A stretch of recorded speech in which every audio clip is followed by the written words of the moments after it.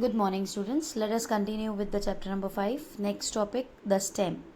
What are the features that distinguish a stem from a root? The stem is the ascending part of the axis, bearing branches, leaves, flowers, and fruits. It develops from the plumule of the embryo of a germinating seed. The stem bears nodes and internodes. The region of the stem where leaves are attached are called nodes, while internodes are the portion between two nodes. For example, if you have seen the stem of sugar cane, huh, so that stem shows the horizontal lines, circular lines, they are nodes, and the portion between the two circular lines or two nodes is known as internode. The stem bears buds which may be terminal or axillary. Stem is generally green where they are young and later often became woody and dark brown. The main function of the stem is spreading out branches, bearing leaves, flowers, and fruits. It conducts water, minerals, and photosynthesis. See stem के main function क्या है? पहला कि branches, leaves, flowers, fruits सभी उसी पर born होते हैं. दूसरा, वो वाटर, मिनरल और फोटोसिंथेसिस के प्रोडक्ट्स को कंडक्ट करता है, कैरी करता है, ट्रांसफ़र करता है.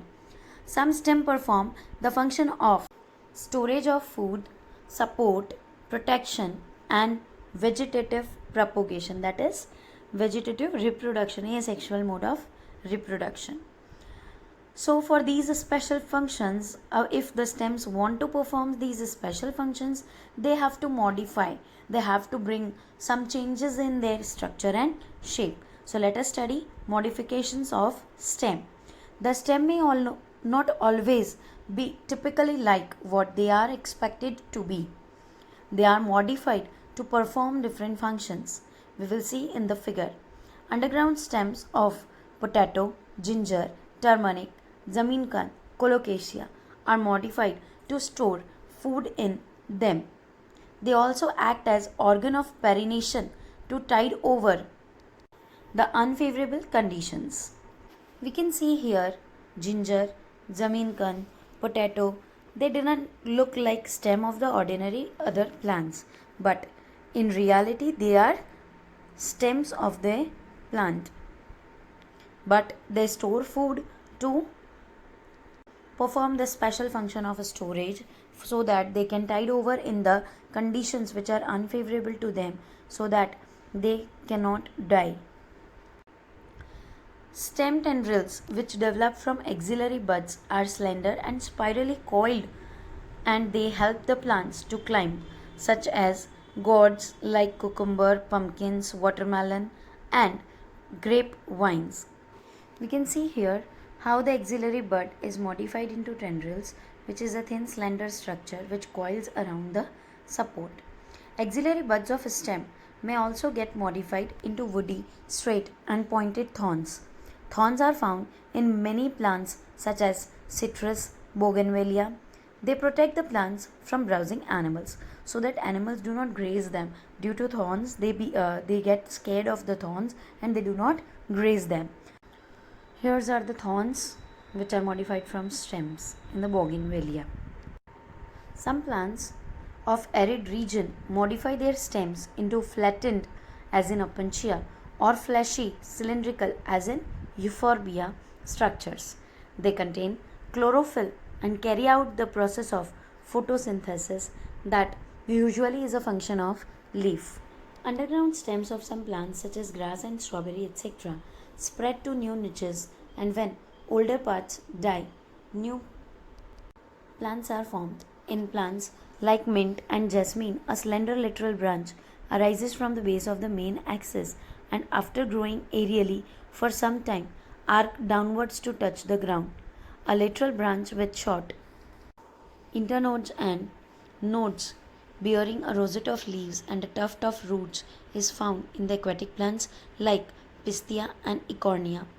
In banana, pineapple and chrysanthemum, the lateral branches originate from the basal and underground portion of the main stem that grow horizontally beneath the soil and then come out obliquely upward, giving rise to leafy shoots. All these are the examples of vegetative propagation through stem. Here we can see example of oxalis, in which from the nodes of the stem new leafy shoots arise and also the roots arises from the nodes. So this will form the new plants and the older will die. Next part of the plant, very important part, the leaf. The leaf is a lateral, generally flattened structure that born on the stem. It develops at the node and bears a bud in its axil. The axillary bud later develops into the branch. Leaves originate from shoot apical meristems and are arranged in an acropetal order. They are most important vegetative structures which are arranged on the shoot and meant for the photosynthesis.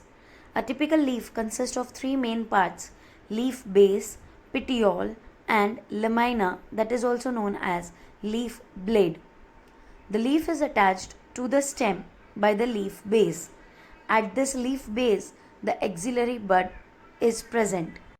Leaf base may bear two lateral small leaf-like structures called stipules. In monocots, the leaf base expands into a sheath covering the stem partially or wholly. In some leguminous plants, the petiole help the hold blade to the light. Long, thin, flexible petioles allow leaf blades to flutter in the wind, thereby cooling the leaf and bringing fresh air to leaf surface. The lamina or the leaf blade is the green expanded part of the leaf with veins and vinelets.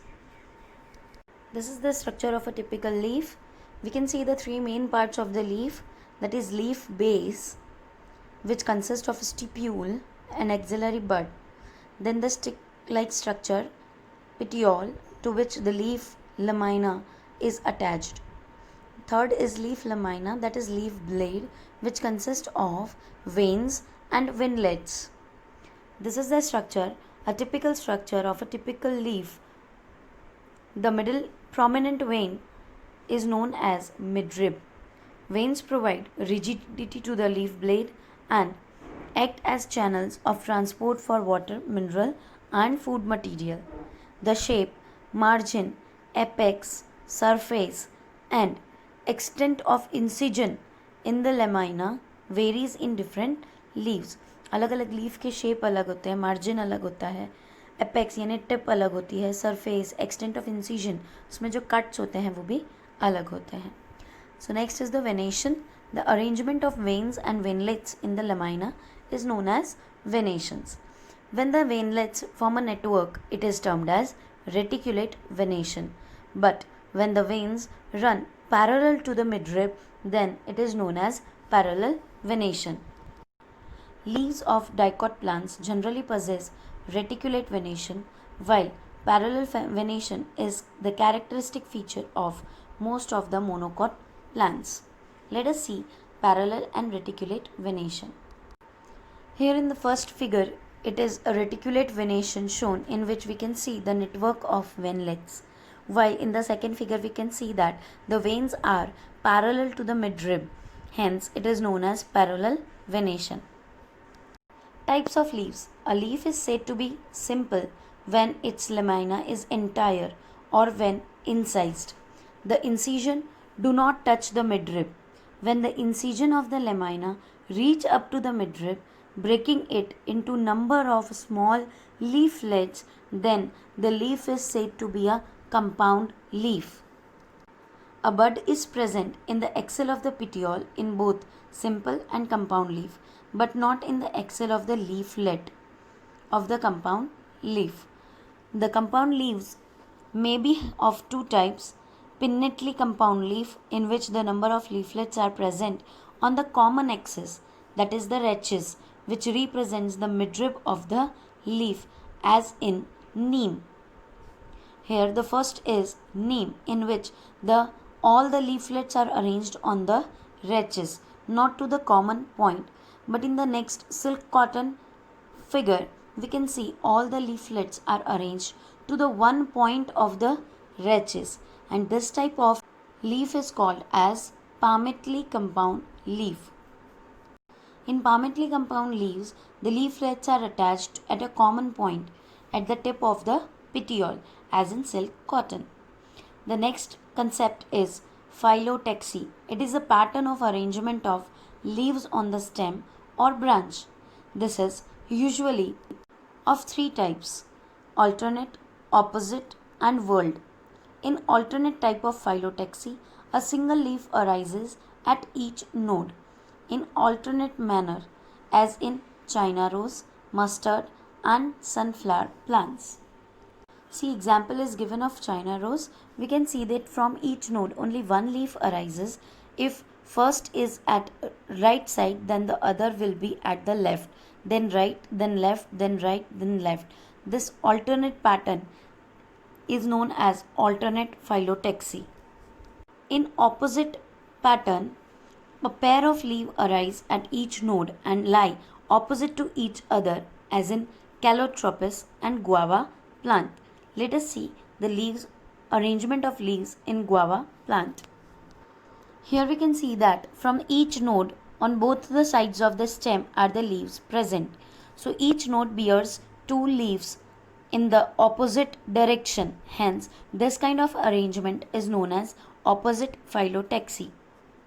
If more than two leaves arise at a node and forms a whorl, a round-like structure, then it is called whorled, as in Alstonia plant.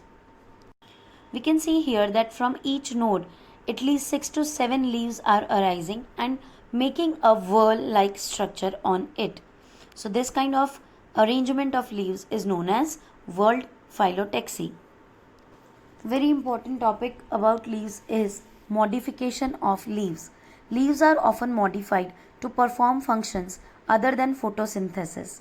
They are converted into tendrils for climbing, as in peas, or they convert into spines for defense, as in cactus.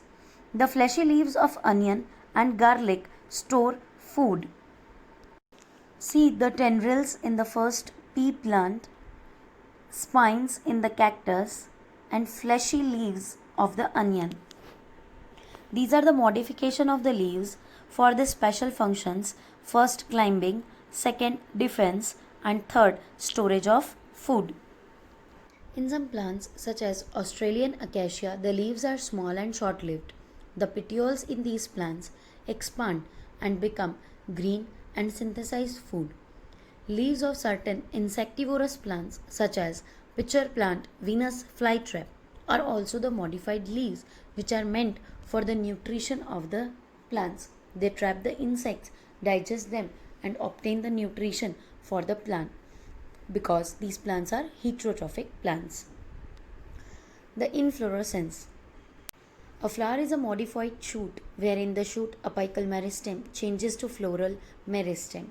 Internodes do not elongate and the axis get condensed. The apex produces different kinds of floral appendages laterally at successive nodes instead of leaves. When a shoot tip transforms into flower, it is always solitary, that is single. The arrangement of flowers onto the floral axis is termed as inflorescence.